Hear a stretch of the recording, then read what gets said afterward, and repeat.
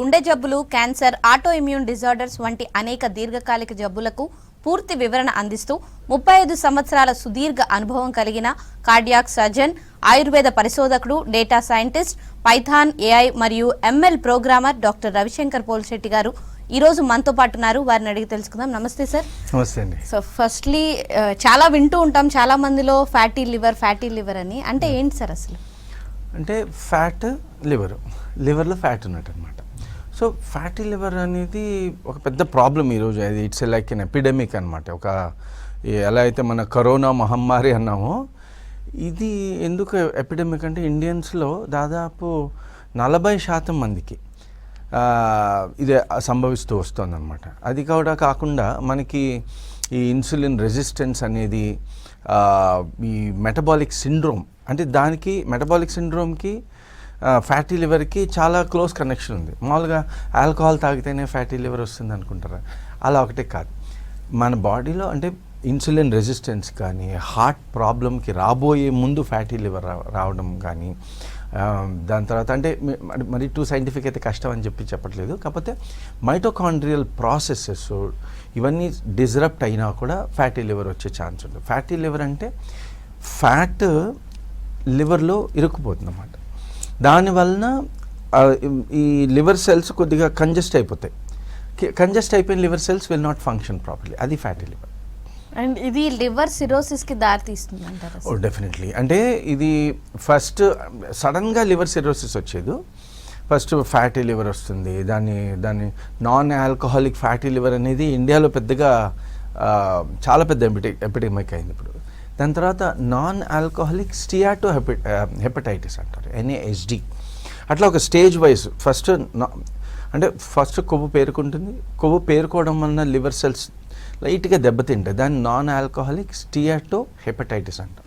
ఆ దెబ్బతినడం వల్ల అంటే లివర్కి మామూలుగా రీజనరేట్ చాలా ఫాస్ట్గా అయిపోతుంది. కాబట్టి ఆ దెబ్బతిన్న లివర్ సెల్స్ మళ్ళీ వాతంటివే సరైపోయే ఛాన్స్ ఉంటుంది. కాలేదనుకోండి, ఆ దెబ్బతిన్న లివర్ సెల్స్ మెల్లగా డిస్ఫంక్షన్కి గురి అవుతాయి. గురి అలా అనేక సంవత్సరాలు అంటే 5 to 7 years తర్వాత అప్పుడు మెల్లగా దాని ద్వారా అంటే ఎప్పుడు మనకి దెబ్బ తగిలింది అనుకోండి, ఎక్కడైతే దెబ్బ తగిలిందో అక్కడ మచ్చ ఫామ్ అవుతుంది. దాన్ని స్కార్ టిష్యూ అంటాం. సిరోసిస్ అంటే దెబ్బ తగిలిన తర్వాత లివర్ సెల్ దానంతట అదే ఒకవేళ రీజనరేట్ కాకుండా అంటే రీజనరేట్ అయ్యే కెపాసిటీ కోల్పోయింది అనుకోండి లివర్. మామూలుగా లివర్కి బాగా ఎక్కువ రీజనరేషన్ ఉంటుంది, కానీ లివర్ సెల్ రీజనరేషన్ కోల్పోయి దాని ప్లేస్లో కనుక స్కార్ టిష్యూ ఫామ్ అయితే అప్పుడు అది సిరోసిస్కి దారితీస్తుంది. డెఫినెట్గా ఇదొక లేట్ కాన్సిక్వెన్స్. కానీ ఆ లివర్ సిరోసిస్ అని ఎప్పుడైతే వస్తుందో ఇంకా లివర్ పనిచేయట్లేదని అర్థం. అది దాని తర్వాత నెక్స్ట్ స్టేజ్, అది last stage hepatocellular carcinoma, HCC అని అంటాం. క్యాన్సర్ ఆఫ్ ద లివర్ వచ్చే ఛాన్సెస్ ఉంటాయి. అండ్ ఫ్యాటీ లివర్లో ఎన్ని స్టేజెస్ ఉంటాయి? ఇప్పుడు యాక్చువల్లీ అదే చెప్పాను కరెక్ట్గా. ఫ్యాటీ లివర్లో first non alcoholic fatty liver disease అంటాం, NAFLD. ఫస్ట్ లివర్లో కొవ్వు పేరుకోవడం, దాని తర్వాత నాన్ ఆల్కహాలిక్ స్టేట్ హెపటైటిస్, దాని తర్వాత ఇన్ఫ్లమేటరీ మార్కర్స్ రావడం, దాని తర్వాత మెటబాలిక్ స్ట్రెస్ రావడం, దాని తర్వాత సిరోసిస్, దాని తర్వాత HCC అంటే క్యాన్సర్ ఆఫ్ ద లివర్లో. అండ్ ఫ్యాటీ లివర్ అనేది ఒకసారి వస్తే తిరిగి నార్మల్ అయ్యే ఛాన్స్ ఎంతవరకు ఉంటుందంటారు? ఇప్పుడు దానికి మనం కరెక్ట్గా అసలు ఫ్యాటీ లివర్ ఎందుకు వచ్చిందో కనుక్కోవాలి. ఇక్కడే పెద్ద ప్రాబ్లం అవుతుంది. ఎందుకు మన దగ్గర ఇంత ఎపిడమిక్గా ఇది వ్యాపిస్తోంది అని అంటే, మామూలుగా ఆల్కహాల్ తాగితేనో లేకపోతే లివర్కి ఇంకో రకంగా జబ్బు చేసి లేకపోతే హెపటైటిస్ వస్తేనో మనకి లివర్ ప్రాబ్లం వస్తుంది, దాని తర్వాత లివర్ డిసీజ్ వస్తుందని అనుకుంటారు. కానీ ఇక్కడ ఒక కొత్త కోణం మనం ఏం కనుక్కున్నాం అంటే లివర్ అసలు చాలా అంటే ఇప్పుడు రకరకాల ఆర్గన్స్ రకరకాల ఫంక్షన్స్ చేస్తాయి. కన్ను చూస్తుంది, నాలిక టేస్ట్, మళ్ళీ స్పీచ్లో కూడా పార్టిసిపేట్ చేస్తుంది. అలానే మన ఊపిరితిత్తులు మనం గాలి తీసుకుంటాం, అంటే రెస్పిరేటరీ గ్యాషియస్ ఎక్స్చేంజ్కి పనిచేస్తాయి. అలా ఒక్కొక్క అవయవానికి ఒక్కొక్క ఫంక్షన్ ఉంది. కానీ లివర్లో దాదాపు ఒక 72 రకాల ఫంక్షన్స్ ఉన్నాయి. సో లివర్లో ఏం జరుగుతుంది, మన బాడీలో ఏది ఎంటర్ అయినా, ఒక ఫర్ ఎగ్జాంపుల్ ఏదైనా డ్రగ్ వేసుకున్నాం, అంటే మందు వేసుకున్నాం, ఆస్పిరిన్ కానీ పారాసెటమాల్ కానీ, ఫస్ట్ అది మన పేగుల నుంచి ఫస్ట్ ఆ మందు ఎంటర్ అయ్యేదే లివర్కి. లివర్లో ఎంటర్ అయిన తర్వాత అదొక మెటబాలిజంకి గురి అవుతుంది. మెటబాలిజం అయ్యి అందుకని అబ్జార్ప్షన్, డిస్ట్రిబ్యూషన్, మెటబాలిజం, ఎక్స్క్రీషన్ 4 స్టేజెస్లో ఆ డ్రగ్స్ మన బాడీలో ట్రాన్స్ఫార్మ్ అవుతూ ఉంటాయి. సో ఈ మెటబాలిజం అంతా జరిగేది లివర్లో. అండ్ ఏదైనా ఎనీథింగ్ దట్ ఈస్ ఫారిన్, మన బాడీకి ఫారిన్ అంటే ఫారిన్ బాడీ ఎంటర్ అయినా, లేకపోతే మన బాడీలో ఏది ఎక్సెస్ ఉంటే అతి సర్వత్ర వర్జ్యత అంటుంటాం కదా, అట్లా ఏది anything that is excess will be eliminated అనమాట.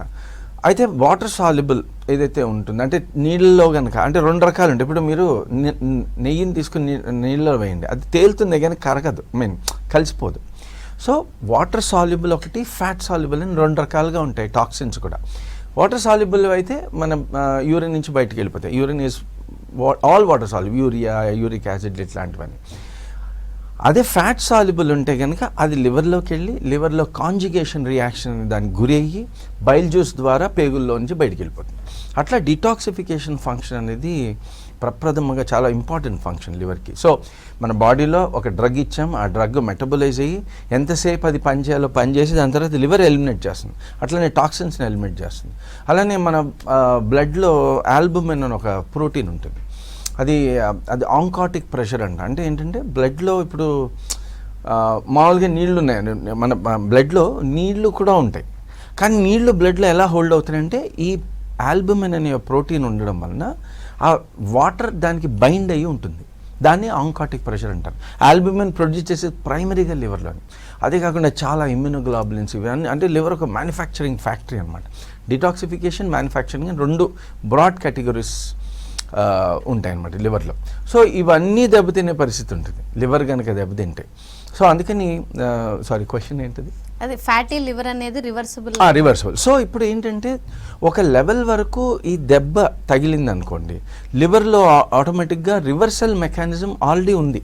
Liver is the highest regenerative organ అని అంటారు. ఇప్పుడు హార్ట్కి, అంటే మామూలుగా ఎలోపతిలో మాకు ట్రైనింగ్ ఏం చేస్తారంటే కిడ్నీకి కానీ లివర్కి హార్ట్కి కానీ బ్రెయిన్ కానీ దెబ్బ తగిలితే, అంటే హార్ట్ అటాక్ వచ్చింది అనుకోండి, ఎంత మేరకు హార్ట్ అటాక్ వచ్చిందో అంత మేరకు ఆ మజిల్ చనిపోయి దాని ప్లేస్లో స్కార్ టిష్యూ ఫామ్ అవుతుంది. కానీ లివర్లో అలా కాదు. చాలా ఏళ్ళు మనం దాన్ని దౌర్జన్యం చేసినా కూడా అది రిటాలియేట్ అవ్వకుండా రీజనరేట్ అవుతుంది. సో డెఫినెట్గా రివర్సల్ ఈజ్ పాసిబుల్. కానీ ఇక్కడ ఒకటి కానీ తెలుసుకోవాలి. మామూలుగా మనం ఏం చేస్తాం, రివర్సల్ అంటే లివర్లో కొవ్వు వచ్చింది కాబట్టి కొవ్వుని తీసేయాలని చెప్పి జనరల్గా ఏం చేస్తాం, స్టాటిన్స్ ఇస్తాం.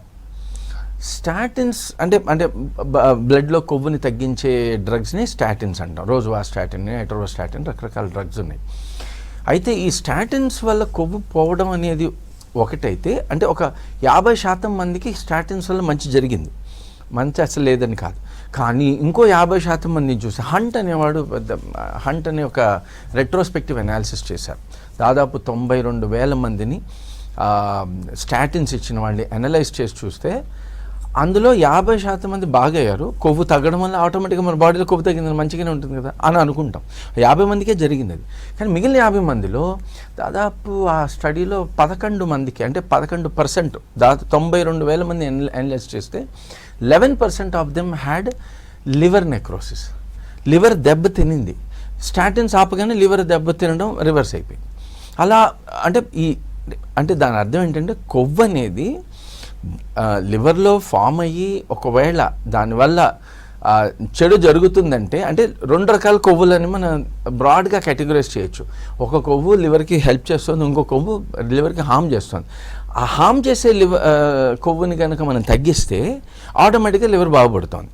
కానీ మనకి హెల్ప్ చేసే హెల్ప్ చేసే యొక్క ఫ్యాట్ని తగ్గించడం ఈ స్టాటిన్స్ వలన అది కనుక పోతే దానికి లివర్ దెబ్బతింటుంది మళ్ళీ. సో అందుకని ఏ ఆహారం తీసుకోవాలి, మామూలుగా okay reduce your fat, reduce your cholesterol, reduce your డైట్లో గ్లూకోజ్ కాంటెంట్ అని చెప్తూ ఉంటారు. ఇది బ్లాంకెట్ రికమెండేషన్స్ ఉండకూడదు. సో అందుకని ఫ్యాటీ లివర్ రివర్సల్ పాసిబుల్ అయినా కూడా దాన్ని ఏం చేస్తే పాసిబుల్, కొవ్వు మాత్రమే తగ్గిస్తే పాసిబులా అనేది ఒక మిత్ నడుస్తోంది. ఇంకా మిత్ కాదు, సైంటిఫిక్గా ఏంటంటే ఓకే కొవ్వు ఉంది, లివర్లో ప్రాబ్లం ఉంది, కానీ కొవ్వు అనేది ఎన్ని రకాలుగా ఫామ్ అవుతుంది అనేది చూస్తే కనుక బ్రాడ్గా 3 కేటగిరీస్ లివర్లో కొవ్వు ఫామ్ అయ్యేది. ఒక కేటగిరీలో, అంటే దీనికి మనం 3 అని ఎందుకు చెప్పానంటే ఆయుర్వేదం రీసెర్చ్ చేస్తూ వాత పిత్త కఫాల మాధ్యంగా బాడీలో ఏర్పడే కొవ్వు డిఫరెంట్గా ఉంటుంది. వాతం వలన ఏ కొవ్వు ఎక్కువగా ఉంటుందంటే ఎందుకంటే ఇప్పుడు లాస్ట్ టైం మన హార్ట్ డిసీజ్ గురించి చెప్పుకున్నాను, మీరు లేరు అప్పుడు. హార్ట్ డిసీజ్లో ఏం చెప్పామంటే ఏంటి తెలిసిందంటే యూస్ఫుల్ కొలెస్ట్రాల్ అంటే గుడ్ కొలెస్ట్రాల్ ఎక్కువైనా హార్ట్ అటాక్స్ వస్తున్నాయి, బ్యాడ్ కొలెస్ట్రాల్ ఎక్కువైనా హార్ట్ అటాక్స్ వస్తున్నాయి, బ్యాడ్ కొలెస్ట్రాల్ తక్కువైనా హార్ట్ అటాక్స్ వస్తున్నాయి. సో దీనికి మేము ఆయుర్వేదాన్ని రీసెర్చ్ చేస్తే అర్థమైంది ఏంటంటే వాతం కనుక పెరిగితే ఏ అవయవంలో వాతం పెరుగుతుందో ఆ అవయవంలో సాచ్యురేటెడ్ ఫ్యాట్స్, మామూలుగా మనం ఈ పల్లి నూనెలు తినద్దు లేకపోతే కొవ్వు ఎక్కువ ఉన్నవి తినకూడదు, ఇలాంటి వాతం ఉన్నప్పుడు సాచ్యురేటెడ్ ఫ్యాట్ తినాలి. ఎప్పుడు మనకి ఈ రిఫైన్డ్ ఆయిల్ వాడాలి, మీకు సాచ్యురేటెడ్ ఫ్యాట్స్ ఉండకూడదు అని చెప్తారు కఫతత్వం ఉన్నప్పుడు. సో అందుకని మా రీసెర్చ్లో మాకు తెలిసింది ఏంటంటే కఫతత్వం వలన గనక లివర్లో కఫతత్వం పెరుగుని దానివల్ల కొవ్వు ఏర్పడితే ఆ కొవ్వుని స్టాటిన్స్ వల్ల తీసేయచ్చు. కానీ వాతం వలన కానీ పిత్తం వలన కానీ గనక ఒకవేళ కొవ్వు ఏర్పడితే డెఫినెట్గా దాన్ని ఆర్డినరీ ప్రొసీజర్స్తో తీయలేం. ఆ పర్టికులర్ డయట్స్ని మనం ఫాలో అవుతూ కొన్ని సప్లిమెంట్స్ ఉంటాయి, ఆ సప్లిమెంట్స్ని వేసుకోవడం ద్వారానే వీటిని మనం ఈ కొవ్వుని నిర్మూలించవచ్చు, ఈ నిర్మూలించి రివర్స్ చేయొచ్చు. అండ్ మీరు డాక్యూర్ పోలీ అని ఒక డివైస్ కనిపెట్టారు కదా సార్, అది అసలు ఎలా హెల్ప్ అవుతుంది అండ్ అది ఫ్యాటీ లివర్లో ఏమన్నా హెల్ప్ అవుతుంది అంటారు కనిపెట్టారు? ఎగ్జాక్ట్లీ, డాక్టర్ పాలీ దాని పేరు. అంటే దీన్ని డాక్టర్ అంటే డాక్టర్ ఆఫ్ ద ఫ్యూచర్ నుంచి, డాక్టర్ నుంచి డాక్, ఫ్యూచర్ నుంచి చెరబెట్టి డాక్టర్ అని ఒకటి తయారు చేస్తాం. ఇదేంటంటే ఒక ట్రాన్స్లేషన్ ఆయుర్వేదిక్ రీసెర్చ్ నుంచి ఉద్భవించిన ఒక అద్భుతమైన ఆవిష్కరణ అండి. దీంతో ఏంటంటే ఇప్పుడు ఇందాక చెప్పాను, ఇప్పుడు కొవ్వు మనకి అల్ట్రాసౌండ్ చేసాం అనుకోండి, మనం ఎల్ఎఫ్టీ చేస్తాం మామూలుగా, డాక్టర్ దగ్గరికి వెళ్తే అల్ట్రాసౌండ్ చేయగానే అక్కడక్కడ మచ్చలు కనబడి ఫ్యాటీ లివర్ ఉంది అని మనకి చెప్తారు, గ్రేడ్ 1, గ్రేడ్ 2, గ్రేడ్ 3 అని చెప్తారు. చెప్పినప్పుడు కొన్ని టెస్టులు చేస్తాం, మళ్ళీ అవసరమైంది బ్లడ్ బయోకెమిస్ట్రీ, ఎల్ఎఫ్టీ చేస్తాం, మామూలుగా లివర్ ఫంక్షన్ టెస్ట్ అంటాం, ఎస్జిఓటీ, ఎస్జిపిటీ, అవి రేజ్డ్ ఉంటే కనుక డెఫినెట్లీ లివర్ డ్యామేజ్ అవుతుంది అర్థం. కానీ ఆల్కలైన్ ఫాస్ఫేటేజ్ అలానే ఆల్బుమిన్ 3.5 కంటే తగ్గింది అనుకోండి, లివర్ ఆల్రెడీ ఫెయిల్ అయిపోయింది అర్థం. సో అట్లా కొన్ని పారామీటర్స్ ఉన్నాయి, దాని ప్రకారంగా మనం అర్థం చేసుకుంటాం. కానీ ఇది ఆల్బుమిన్ తగ్గింది అని అంటే లివర్ ఫెయిల్ అయింది కరెక్టే, కానీ ఇప్పుడు కాదు ఫెయిల్ అయింది, ఆల్రెడీ 3 నెలలు అయిపోయినట్టు. ఎందుకంటే మన బ్లడ్లో 3 నెలలకి సరిపడే ఆల్బుమిన్ రిజర్వ్స్ ఉంటాయి. సో ముందే అంటే లివర్ ఫెయిల్ అయింది లేకపోతే లివర్లో కొవ్వు ఫామ్ అవ్వబోతోంది అని చెప్పే పరికరం మన దగ్గర లేదు, ఇది ఆ పని చేస్తుంది. అంటే ఎలా చేస్తుంది అని అంటే మన బాడీలో ఉన్న సర్వ అవయవాలలో 42 ఆర్గన్స్లో వాత పిత్త కఫాల యొక్క ప్రమాణం అంటే ప్రపోర్షన్స్ని కనుక్కొని, ఎందుకంటే ఇప్పుడు ఇందాక చెప్పినట్టు వాతం ఎక్కువైతే ఆ పర్టికులర్ పర్సన్కి కానీ ఆ పర్టికులర్ స్టేట్లో వాతం ఎక్కువైన స్టేట్స్లో హై ఫ్యాటీ యాసిడ్ అంటే హై సాచ్యురేటెడ్ ఫ్యాట్స్ తీసుకోవాలి, అది మంచిది. కఫతత్వంలో ఉన్నప్పుడు లో సాచ్యురేటెడ్ తీసుకోవాలి, అదే దాన్ని పాలీ అన్సాచ్యురేటెడ్ ఫ్యాటీ యాసిడ్స్. ఇక్కడ పిత్తం ఎక్కువ ఉన్నప్పుడు మోనో అన్సాచ్యురేటెడ్ ఫ్యాటీ యాసిడ్స్. ఎందుకంటే మేము అబ్జర్వ్ చేసింది ఏంటంటే వాతము పిత్తము కఫము అసలు ఎందుకున్నాయి, ఆయుర్వేదంలో దీని గురించి మాట్లాడుతూ ఉంటారు. నేను ఎందుకు మాట్లాడతారో యాక్చువల్లీ చాలామందికి తెలియదు, అంటే ఆయుర్వేదంలో రాసిన సైన్సే తెలుసు కానీ మోడర్న్ మాలిక్యులర్ బయోకెమిస్ట్రీతో కోరిలేట్ చేసి ఎవరు ఆ పని రీసెర్చ్ చేయలేదు, అది మేము చేసాం. దాని ద్వారా కనుక్కునేది ఏంటంటే వాతం వలన బాడీ అతిగా చలిస్తుంది, అంటే హైపర్ యాక్టివ్ అవుతుంది. హైపర్ యాక్టివ్ అయినప్పుడు మన బాడీలో మన యాక్టివిటీకి గ్లూకోజే కారణం కదా, గ్లూకోజ్ లేకపోతే నీరసం వస్తుంది కదా. సో హైపర్ యాక్టివ్ ఉన్న సెల్స్ వాతం వలన హైపర్ యాక్టివిటీ ఉండడం వలన అక్కడ గ్లూకోజ్ అతిగా ఖర్చు అయిపోతుంది. మన బాడీలో second line of fuel fat. So glucose అయిపోతే నెక్స్ట్ ఫ్యాట్. సో వాతం ఎక్కువగా ఉన్నప్పుడు బాడీని ఫ్యాట్ని కొద్దిగా స్టోరేజ్లో తీసుకుంటుంది. ఈ స్టోరేజ్లో ఉన్న ఫ్యాట్ని దాన్ని మనం ఏ స్టాటిన్స్ తీయకూడదు. సో అర్థమవుతుంది కదా. సో వాతం ఉంటే ఈ యొక్క ఫ్యాట్ ఏదైతే ఉందో అది మనకి యూస్ఫుల్ అవుతుంది. అదే కఫతత్వం ఉందనుకోండి, ఆటోమేటిక్గా మనం ఏది తిన్నా అన్ని స్టోరేజ్లోకి వెళ్ళిపోతాయి, గ్లూకోజ్ కూడా స్టోర్ అయ్యి ఫ్యాట్ కింద మారిపోయింది. ఆ ఫ్యాట్ని మనం రిమూవ్ చేయాలి. సో పిత్తం ఉంటే ఏమవుతుందంటే అతిగా గ్లూకోజ్ ఖర్చు అవుతుంది. పిత్తం అంటే మన నార్మల్ లాంగ్వేజ్ లేమన్ టర్మినాలజీలో అగ్నితత్వం అని అర్థం. దాన్ని సైంటిఫిక్ భాషలో మేము అంతే చేసిన ఎక్స్పెరిమెంట్స్ ద్వారా కనుక్కుంది ఏంటంటే పిత్తం వలన మైటోకాండ్రియా అని సెల్ లోపల ఉంటాయి. మన తినే గ్లూకోజు, పిండి పదార్థాల నుంచి గ్లూకోజ్ సెల్లోకి వెళ్తే మైటోకాండ్రియాలోకి వెళ్ళి అక్కడి నుంచి అది బర్న్ అయ్యి మైటోకాండ్రియా అనే ప్రాసెస్ ద్వారా బర్న్ అయ్యి దాని నుంచి ఎనర్జీ వస్తుంది. సో పిత్తం వల్ల మనుషులు చాలా అతిగా ఎనర్జెటిక్గా ఉంటారు. కానీ వాళ్ళకి ఏమవుతుంది, అతిగా ఎనర్జెటిక్గా ఉన్నారు కాబట్టి పిత్తం అంటే మైటోకాండ్రియల్ యాక్టివిటీ ఎక్కువ ఉంది కాబట్టి దాన్ని హైపర్ మైటోకాండ్రియల్ స్టేట్ అని చెప్పి నేను నిర్ణయించాను. దానికి బేస్డ్ ఆన్ ఎక్స్పెరిమెంట్. గ్లూకోజ్ అతిగా కావాలి, మీరు గ్లూకోజ్ లేదు, గ్లూకోజ్ వల్ల షుగర్ వస్తుందేమో అని వీళ్ళు ఎప్పుడైతే తగ్గిస్తారో అప్పుడు బాడీలో ఫ్యాట్ కరిగిపోతూ ఉంటుంది. ఆ ఫ్యాట్ కరగడానికి కూడా లివరే కారణం. దాన్ని గ్లూకోనియోజెన్సిస్ అంటారు. ఎందుకు ఆ ఫ్యాట్ కరిగి అక్కడి నుంచి గ్లూకోజ్ తయారు చేసుకుంటుంది బాడీ. అలాంటి సమయాలలో కూడా బాడీ ఏం చేస్తుంది, ఫస్ట్ గ్లూకోజ్ లెవెల్ రైజ్ చేసుకుంటుంది. అందుకని అమెరికన్ కాలేజ్ ఆఫ్ ఫిజిషియన్స్ వాళ్ళు బాబు 6.5 కంటే లెస్ హెచ్బిఎంసీ ఉండడానికి ప్రయత్నించద్దు, 7 to 8 మధ్యలో ఉండాలి అని చెప్తున్నారు. ఇది హెచ్బిఎంసీ. మామూలుగా మనకి 6.5 లోపల ఉండాలని చెప్తారు. 5.5 దాటితేనే ఇక డాక్టర్కి హార్ట్ అటాక్ వస్తుంది మీకు వచ్చే లోపల. ఎందుకంటే అలా అంటే భయపెడతారని కాదు వాళ్ళు. ఎందుకు డెఫినెట్గా 5.5 దాటిన మనుషులు కొంతమంది ఉన్నారు, వాళ్ళు 5.7, 6కే డయాబెటిక్ కాంప్లికేషన్స్ వచ్చినాయి. ఇన్సులిన్ రెసిస్టెన్స్ వస్తుంది కొంతమందిలో 7కి తగ్గితే వాళ్ళు అది తట్టుకోలేకపోతున్నారు. అందులో ఇది మన ఒక ఇంట్రెస్టింగ్ స్టడీ జరిగింది. ఆ స్టడీ ప్రకారంగా అకార్డ్ అనే స్టడీ, ఆ స్టడీ ప్రకారంగా చూస్తే హార్ట్ డిసీజ్, డయాబెటీస్ 2 కలిపి ఉన్న వాళ్ళలో 6.5 కంటే తక్కువ గ్లూకోజ్ మనం తగ్గించే ప్రయత్నం చేస్తే 3లో 1 చనిపోయాడు. ఆ ట్రయలే బంద్ చేశారు అమెరికన్స్. అలా అంటే కొంతమందిలో గ్లూకోజ్ ఎక్కువైతే ప్రాబ్లం, కొంతమందిలో గ్లూకోజ్ తక్కువైతే ప్రాబ్లం.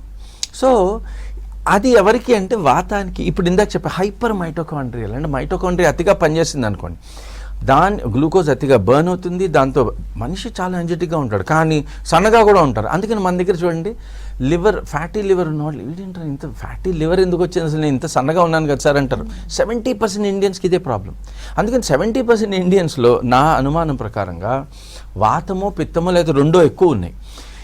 ఇది ఎక్కువ ఉంది కాబట్టి ఏ ఆహారం తీసుకోవాలి. ఇప్పుడు ఫర్ ఎగ్జాంపుల్ పిత్తం ఎక్కువ ఉందనుకోండి, మనం నేషనల్ ప్రోగ్రామ్గా ఒక మిల్లెట్స్, అందరూ మిల్లెట్స్ తినండి, దానిలో మినరల్స్ ఉన్నాయంటే మినరల్స్ ఉన్నాయి కరెక్టే, కానీ ఆయుర్వేద పరంగా తీసుకుంటే మిల్లెట్స్లో పిత్తం ఎక్కువ ఉంటుంది. సో పిత్తం ఆల్రెడీ ఎక్కువ ఉన్నవాడికి మిల్లెట్స్ ఇచ్చాను కాబట్టి ఇంకా పిత్తం పెరిగి లివర్ ఫెయిల్ అయ్యే ఛాన్స్ కూడా ఉంటుంది. మనకున్న బాడీలో అవసరమైన ఎసెన్షియల్ ఫ్యాట్ కూడా, అంటే విసరల్ ఫ్యాట్ అంటాం, అది కూడా కరిగిపోయింది అనుకోండి, అప్పుడు ఇంటర్నల్ ఆర్గన్స్ దెబ్బతింటాయి.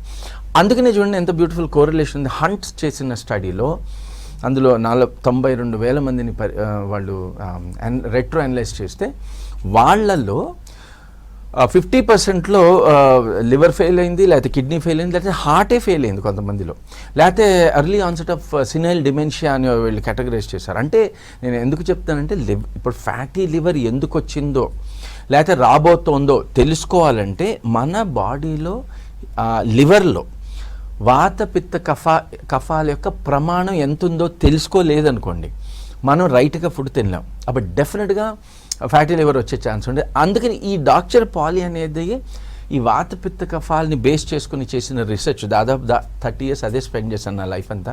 సో ఈ రీసెర్చ్ బేస్ చేసుకొని ఈ డివైస్ కనిపెట్టాం.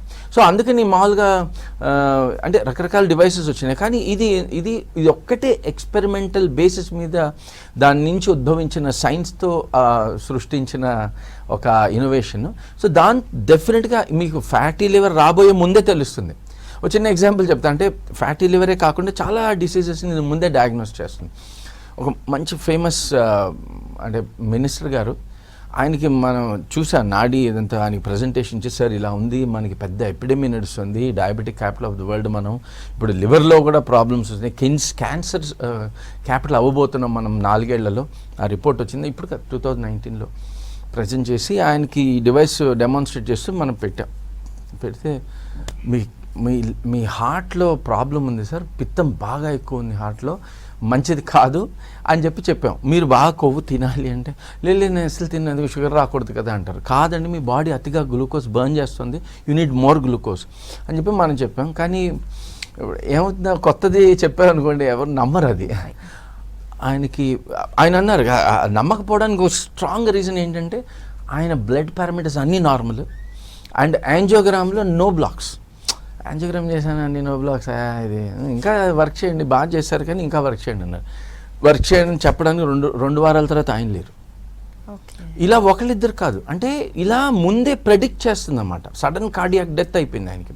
అలా రీసెంట్గా మా ఇన్వెస్టర్ ఒక ఆయన ఉన్నారు, ఆయన వాళ్ళ అబ్బాయికి నేను ఇలా చూసాను, నాడి పరీక్ష చేసి ఇన్వెస్టర్ కొద్దిగా పర్లేదు బాగానే ఉన్నాడు, కానీ వీళ్ళ అబ్బాయికి మీకు బాగాలేదురా నీకు అంటే ఆయన కూడా బాబుకి వాతము పిత్తము రెండో ఎక్కువ హార్ట్లో.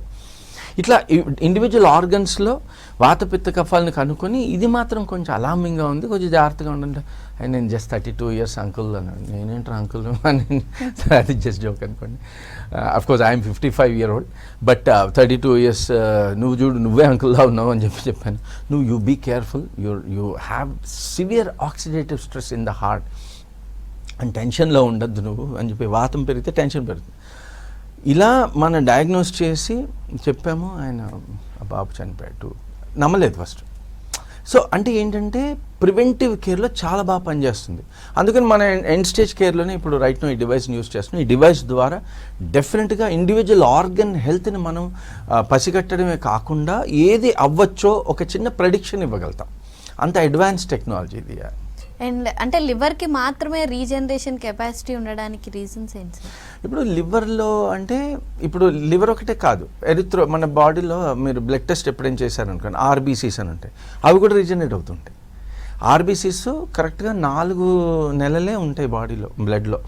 అన్నీ చనిపోతే వాటి ప్లేస్లో కొత్త వస్తుంటాయి. సో సెల్యులర్ రిప్లెనిష్మెంట్ అనేది ఒక ఆటోమేటెడ్ ప్రాసెస్ కొన్ని సిస్టమ్స్కి. హిమోపాయిటిక్ టిష్యూస్ అంటారు, అంటే ఆర్బీసీస్, ల్యూకోసైట్స్, మోనోసైట్స్, న్యూట్రోఫిల్స్, వీటన్నిటికీ రీజనరేట్ అయిపోతూ ఉంటాయి. లివర్లో కూడా అలా రీజనరేటివ్ కెపాసిటీ ఉంది. ఎందుకు అంటే దానిలో ఎందుకు అని ఖచ్చితంగా చెప్పలేదు, కానీ ఏమేమి ఉన్నాయి అంటే liver regenerative cells, mesenchymal stem cells అని, అలానే గ్రోత్ ఫ్యాక్టర్స్ ఎక్కువ ఉండడం లివర్ని రీజనరేట్ చేసే విధంగా, అలా మైటోకాండ్రియల్ ప్రాసెసెస్ ఎఫెక్టివ్గా ఉండడము, ఎండోప్లాస్మిక్ రెటిక్యులర్ ప్రాసెసెస్ కూడా చాలా ఎఫెక్టివ్గా ఉండడం చెప్పి చాలా రీజన్స్ చెప్తారు. సో దానివల్ల లివర్లో రీజనరేషన్ కెపాసిటీ ఎక్కువ ఉంటుంది. సో 70% లివర్ డ్యామేజ్ అయినా it can regenerate. And prism process అంటే ఏంటి సార్? సో ఇందాక చెప్పాను కదా, వాత పిత్త కఫాలు. ఇప్పుడు మనకి ఎలోపతిలో ఒక చిన్న ప్రాబ్లం ఉంది. మనం ఏం చేస్తామంటే, ఇప్పుడు ఒక ఆర్కెస్ట్రా నడుస్తుంది అనుకోండి, ఆర్కెస్ట్రాలో వయలిన్ పాడింది అనుకోండి, వయలిన్ సరి చేస్తే సరిపోతుంది. కానీ అప్పుడప్పుడు ఏమవుతుంది, వయలిన్ పాడడం వలన సితార్ వాయించేవాడు కూడా కొద్దిగా డిస్టర్బ్ అయ్యి వాడు కూడా సరిగ్గా వాయించలేదు అనుకోండి. అప్పుడు వయలిన్ సితార్ రెండు ట్రీట్ చేయాలి కదా. అది ఎప్పుడైతే మనం రెండింటిని కలిపి ట్రీట్ చేయకుండా, మనం రెండింటిని సరి చేయకుండా ఉంటామో అప్పుడు ఆర్కెస్ట్రా సరిగా ఉండదు.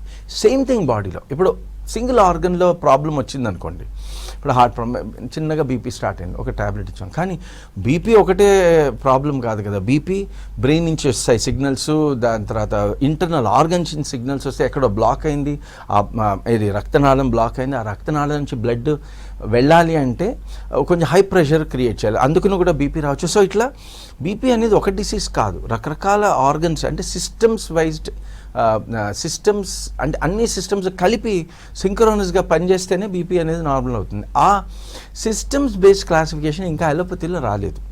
It has to be done and working, people are working, systems biology అని చెప్పి దాని మీద వర్క్ చేస్తున్నారు.